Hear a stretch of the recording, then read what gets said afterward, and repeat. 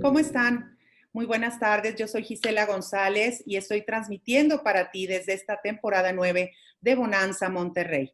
Hoy sin duda estamos de manteles largos en esta temporada 9 que hemos denominado Sanando a través del amor y tenemos un invitado estelar, sin duda el doctor Gerardo Herrera Corral. Gerardo Herrera Corral es un físico de partículas nacido en Delicias, Chihuahua, México, en 1963. Es profesor titular del Departamento de Física del Centro de Investigación y de Estudios Avanzados del Instituto Politécnico Nacional. También colabora en ALICE, a Large Ion Collider Experiment, uno de los 4 experimentos más importantes del Gran Colisionador de Hadrones en Ginebra, Suiza. Con el apoyo de diversas becas, concluyó la licenciatura en Ingeniería Física en el Instituto Tecnológico de Estudios Superiores de Monterrey, la maestría en Ciencias en el Centro de Investigación y de Estudios Avanzados del Instituto Politécnico Nacional y el doctorado en Física en la Universidad de Dortmund, Alemania. Es un reconocido divulgador de la ciencia que frecuentemente imparte pláticas, publica artículos en distintos medios nacionales y quien además ha escrito varios libros de divulgación de la ciencia, como El Gran Colisionador de Hadrones, Historias del Laboratorio Más Grande del Mundo, 2012, y reeditado en 2016. Universo, la historia más grande jamás contada, por Taurus, 2016. El asombroso arte del engaño, historias de la casualidad y la estadística, por editorial Penguin Random House en 2018. Agujeros negros y ondas gravitacionales, por Sexto Piso en 2019.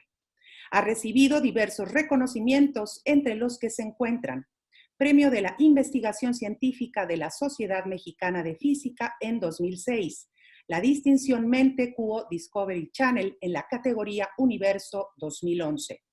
Cátedra magistral en matemáticas Diego Bricio Hernández por el Colegio de Sinaloa en 2014, 2015 y 2017. Reconocimiento estatal del Gobierno de Chihuahua por su trayectoria científica en 2015. La medalla que otorga la División de Partículas y Campos de la Sociedad Mexicana de Física en 2015. El doctorado honoris causa de la Universidad Ricardo Palma en Lima, Perú, en 2016. El Premio Crónica 2017 que otorga el periódico La Crónica de hoy. Y fue elegido por la revista Quién como uno de los personajes más importantes que transforman a México en 2018. Así que bienvenido, doctor Gerardo Herrera Corral, a Bonanza Monterrey. ¡Bravo! ¿Cómo Muchas te gracias. sientes? Pues muchas gracias por la invitación, muchas gracias por la conversación. Encantado de estar con ustedes y encantado de platicar sobre los temas Gracias, que has Gerardo. propuesto y los que salgan. Sí. ¿Cómo sientes esta pandemia, una personalidad como tú que es de gran energía? ¿Cómo te has sentido en esta pandemia? ¿Cómo te ha caído este tiempo en casa, digamos así? Bueno, mira, en realidad no me ha cambiado mucho la vida. Yo trabajo bastante tiempo encerrado y lo hago a menudo desde mi casa. Sinvestab, el departamento de física de Sinvestab y mi oficina están cerca. Normalmente camino a la oficina y acostumbro ir por las mañanas, pero me gusta mucho trabajar en casa. De manera que de todas maneras estoy normalmente acá. Tengo reuniones muy seguido por el proyecto que tengo en el Centro Europeo de Investigaciones Nucleares, pero son reuniones por internet, de manera que eso no me cambia mucho, ¿no? Por supuesto que la parte más sufrida, la parte más dolorosa, es la que tiene que ver con el proyecto, porque no podemos viajar, no podemos ir a Ginebra, no podemos ir al CERN y tenemos compromisos que cumplir. Tenemos un detector que instalar, de hecho ya lo tenemos que instalar ahora en noviembre y no podemos viajar. Entonces esas son las dificultades que han surgido a partir de la pandemia. Por lo demás, la vida cotidiana ha sido más o menos la misma. Qué maravilla, Gerardo. Fíjate que te comento que en esta temporada de Bonanza Monterrey la hemos denominado Sanando a través del amor. Y yo te quiero preguntar, ¿quién te inculcó a ti el amor por la física, el amor por la ciencia? Y si nos pudieras describir un poquito en esos primeros momentos de tu natal Delicias, Chihuahua. Mira, yo creo que hay dos tipos de maneras como las personas encuentran su camino en la vida, ¿no? Uno quizá tiene que ver con las vivencias, tiene que ver efectivamente con la inspiración que eventualmente otras personas o algún acontecimiento en su vida tengan, puede ocurrir así. Acabamos de ver el anuncio de los premios Nobel y Andrea Goetz, por ejemplo, decía que ella iba a ser bailarina, ella quería ser bailarina, pero en algún momento escuchó una charla, escuchó a alguien platicando o ella misma vivió el viaje a la luna y eso le cambió su vida, ¿no? Hay experiencias así, hay experiencias de ese tipo. Yo creo que mi caso tiene mucho que ver con algo que llamamos vocación. Yo creo que siempre estuve interesado, siempre fui curioso desde pequeño, me lo recuerdo desde niño como con mucha curiosidad por muchos temas, no por uno. De manera tal que en ese sentido no diría yo tanto que inspiración. Sí hay, por supuesto, personajes en mi vida que influyeron mucho para orientar esa vocación. Eso sí, definitivamente. Qué bueno que tuve profesores en la secundaria y en la preparatoria que me fueron indicando que había un camino que se podía seguir si uno quería realizar una determinada carrera. En ese sentido, tengo un profesor de física de la preparatoria, un profesor de biología de la preparatoria, que sí, que ayudaron mucho en esa dirección, ¿no? Por lo demás, yo siempre sentí una gran curiosidad. Yo me recuerdo escenas de niño eh, que, ya, que ya hablaban de una curiosidad natural por entender las cosas. Tengo un montón de experiencias infantiles en las que ocurrían eventos de los que ahora yo me recuerdo y ahora yo puedo decir, pues sí, no podía ser otra cosa, tenía que acabar siendo lo que soy, ¿no? Qué maravilla, qué maravilla. Eh, Se ha dicho que eres un divulgador de la ciencia, un historiador del universo. ¿Cómo te consideras tú? ¿Cómo te describirías, Gerardo, en esta parte? Porque has publicado tanto y pocos te hemos leído, pero yo en lo personal he seguido tu carrera. Sí me gustaría que tú nos comentaras cuándo descubriste tu don para contar historias.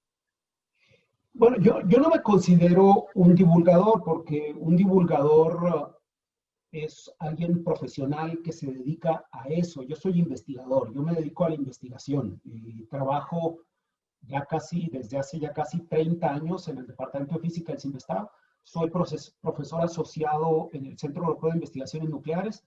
Trabajé también ahí tiempo atrás y me dedico a la investigación. Trabajo en un experimento que se llama ALICE, donde tratamos de recrear en el laboratorio de manera controlada, tratamos de recrear las condiciones del universo temprano. Y yo a eso me dedico y me he dedicado la mayor parte de mi vida a eso. Eso me hace también ser historiador. Sí me hace ser historiador en el sentido de que estoy interesado en conocer los primeros microsegundos del universo. A mí me ha interesado saber cómo era el universo cuando este tenía 1 o 10 microsegundos Wow. de edad y me interesa mucho saber cómo evolucionó el universo, cómo se desarrolló y por qué lo hizo como lo hizo. En ese sentido, sí, soy historiador, un historiador interesado por la crónica del universo. Divulgador quizá menos, pero la actividad divulgativa que yo realizo es más la de un diletante. Yo soy un diletante de las letras y soy un diletante de la comunicación. No tengo ni formación para eso. En ese sentido, creo que se debe más al estado emocional que me produce hacer lo que hago, ¿no? Carl Sagan fue un gran divulgador de la ciencia. Claro. Decía que él no podía entender cómo es que pudiese haber, si es que lo sabía, científicos que no quisieran hablar de lo que hacen. Normalmente los científicos estamos muy interesados por hablar de lo que hacemos. Y él explicaba eso como en términos de un enamoramiento. Dice, cuando estamos enamorados siempre queremos que todo mundo sepa, ¿no? Queremos que todo mundo se entere. Y es en ese sentido lo que ocurre con los investigadores. Estamos enamorados de lo que hacemos y queremos que todos se enteren. Y aprendemos cosas y entendemos cosas y nos gustaría que todo el mundo las compartiera. Eso lo lleva a uno a divulgar, a escribir, a dar charlas, sí. Pero formalmente yo no tengo una formación de escritor, ni de divulgador, ni de comunicar, ni conozco las técnicas, ni mucho menos, ¿no? Esa parte te fue naciendo conforme fuiste investigando, te fue naciendo escribir, compartir. Eh, Vamos, cuando en realidad una de las cosas que yo siempre comento, porque es una reflexión que viene una y otra vez, en mi caso, cuando tengo la oportunidad de reflexionar en mis caminatas, por ejemplo, es que he tenido el gran infortunio, como lo tenemos todos, de vivir solamente una vida, ¿no?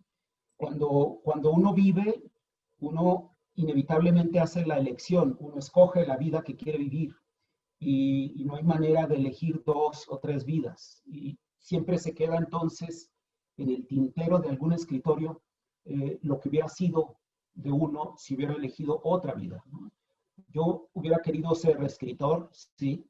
También tuve siempre un gusto por las letras, por la literatura. Me gusta mucho, me hubiera gustado ser yo el que escribió grandes frases, el que escribió grandes novelas. Me hubiera gustado ser biólogo, me interesaban mucho los secretos de la vida, me interesaba mucho entender cómo surgió, cómo funciona, cómo se regula la vida. Ahora me gustaría volver a nacer para dedicarme a estudiar el origen de la conciencia, por qué pensamos, por qué sentimos. Es un tema extraordinario que está muy activo actualmente. De manera que hay muchas vidas que me hubiera gustado vivir.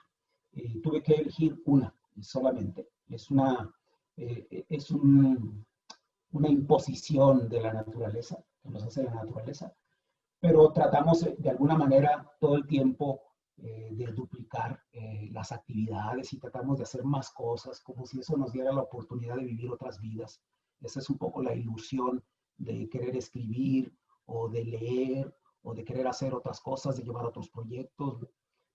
Trabajo un poco en física médica, tengo un laboratorio donde hago aplicaciones de la física en la medicina, y eso también responde a esa necesidad de inquietudes en otros campos, ¿no? Yo creo que ahí radica. Qué maravilla. Gerardo, ¿y cómo ves esta parte del amor por la ciencia en México? Es decir, ¿cómo poder invitar a la conciencia del amor por la ciencia en las escuelas de nuestro país, en México, centrado pues en esta actualidad, digamos? Mira, yo creo que los jóvenes, la nueva generación, los jovencitos que están en preparatoria, en la universidad en este momento, tienen una gran inquietud por la ciencia. Yo siento que así es. Yo doy charlas a menudo, doy muchas charlas, siempre me están pidiendo dar charlas aquí y allá y siempre lo hago, siempre que puedo. Y a menudo el público más inquieto, el más emocionado, el que solicita charlas, es el público joven. Es un público muy inquieto, con mucho interés por la ciencia. Quizá nosotros no lo notamos porque es una generación que todavía no llega al mercado, porque todavía no incursiona en la sociedad de manera activa en la economía, pero es indudablemente una nueva generación. De manera tal que yo creo que a esa generación, a esos jóvenes hay que darles material. Hay que darles material de lectura, hay que dar charlas, hay que conversar con ellos y eso es lo que tenemos que hacer. Tienen ya de entrada una inquietud por la ciencia, yo así lo veo, mucho más que la inquietud que tenía nuestra generación, ¿no? La generación un poco mayor, en donde se percibe que los problemas que tuvimos que sobrellevar en nuestros tiempos y en los tiempos de la generación anterior, pues eran otros más difíciles quizá, con más problemas de comunicación, con menos herramientas de las que se tiene actualmente, y tuvimos que vivir una vida distinta. Y los jóvenes en ese sentido tienen ese acceso más fácil a la información y afortunadamente lo han decantado con un interés por la ciencia. Esa es mi impresión. Qué maravilla. Gerardo, antes de irnos de esta entrevista tan corta, pero tan interesante contigo y de este logro que hoy hemos obtenido de tenerte en pantalla, te quiero preguntar, ¿en México hay oportunidades para hacer una carrera en ciencia? Desde luego que sí. Desde luego que sí. Tenemos en México instituciones de muy alto nivel, en donde se trabaja pues, en prácticamente todas las áreas de la ciencia y de la tecnología. Eso también ha cambiado mucho, se ha desarrollado mucho en los últimos 30, 40 años. La comunidad científica ha crecido enormemente. México ha madurado mucho en esa dirección, a pesar de todas las dificultades que tenemos en las políticas del Estado, ¿no? En la política federal con respecto a la ciencia. A pesar de eso, la comunidad ha crecido y se han desarrollado grupos científicos de muy alto nivel. Tenemos investigadores del más alto nivel en nuestro país y eso les ofrece a los jóvenes la posibilidad de hacer una carrera científica y que puede también desarrollarse en otro país, no tiene que ser necesariamente en nuestro país, pero vamos, hay becas, hay una gran cantidad de opciones, sí, definitivamente, desde luego que sí. Gerardo, muchísimas gracias por estar con nosotros. No me quiero ir sin antes. ¿Tienes algún comentario o algo que agregar para cerrar este 2020? Hay como una percepción negativa. Se habla mucho de que este 20 no debió existir, esto de la pandemia. ¿Tú cómo lo cierras? ¿Cómo lo ves? Yo creo que sí, hay siempre circunstancias desalentadoras, ¿no? Y definitivamente estamos viviendo una época difícil que es desalentadora, que, que en ese sentido es hasta más dañina. Yo creo que hace más daño por ahí, por el lado de la cuestión anímica, de lo que produce en nosotros, ¿no? Pero creo que hay que también estar preparado para los malos tiempos, esperar mejores tiempos y seguir adelante. Hay una palabra que a mí me gusta mucho, hay una palabra que la usamos poco y que a lo mejor ni siquiera tiene una connotación extraordinaria, pero que a mí me gusta mucho, que es la palabra entusiasmo. El entusiasmo es algo importantísimo en la vida de las personas. Entusiasmo es una palabra griega que, muy antigua, que los griegos la utilizaban y la utilizan, por supuesto, como todavía ocurre, para decir que alguien tiene a Dios adentro. Yo no soy creyente, pero es una metáfora extraordinaria de lo que puede significar el entusiasmo. Es, para los griegos, el entusiasmo era un rapto. Era una persona entusiasmada, era una persona que estaba secuestrada por la divinidad. Y por eso ellos tenían mucho respeto por las personas que tenían entusiasmo. Ellos veían en la sociedad a aquellos que estaban entusiasmados por algo y les merecía un respeto especial porque consideraban que llevaba a Dios por dentro.